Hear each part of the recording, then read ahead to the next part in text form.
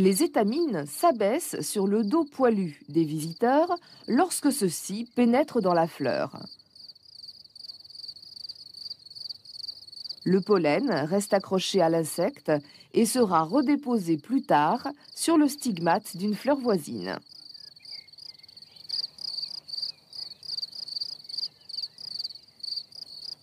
Arrivé sur le stigmate adéquat, le pollen poursuit son aventure.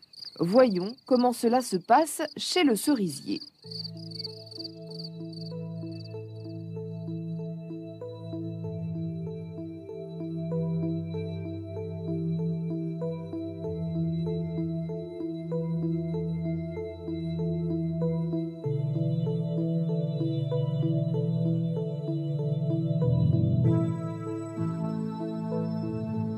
Le grain de pollen commence par fabriquer un tube qui part en direction de l'ovule en suivant les tissus internes du pistil. Pendant ce temps, deux petits spermatozoïdes se seront formés à l'intérieur du tube pollinique. Ils seront libérés au contact de l'ovule. L'un ira féconder un premier gamète femelle. Leur union produira l'embryon que nous avons observé dans la graine. Le deuxième gamète mâle ira s'unir avec deux autres cellules, les noyaux du sac.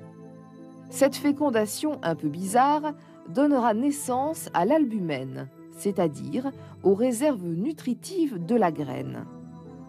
Une fois fécondé, l'ovule se développe et devient petit à petit une graine à part entière.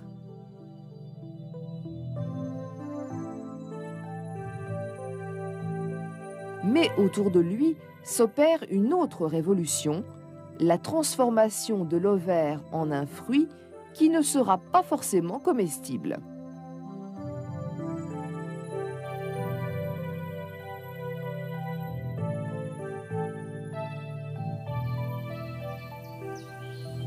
Lorsque la paroi de l'ovaire devient totalement charnue, le fruit est une baie.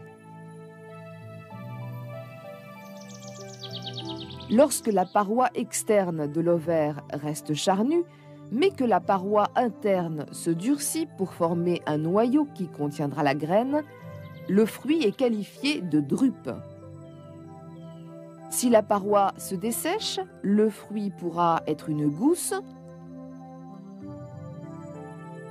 ou encore une capsule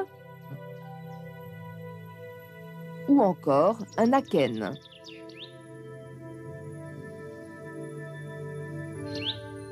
Bref, là aussi, la nature nous présente une panoplie de variétés de fruits, comestibles ou non, mais tous issus de la transformation d'un ovaire. Les graines contenues dans l'ovaire sont donc toujours partie intégrante d'un fruit.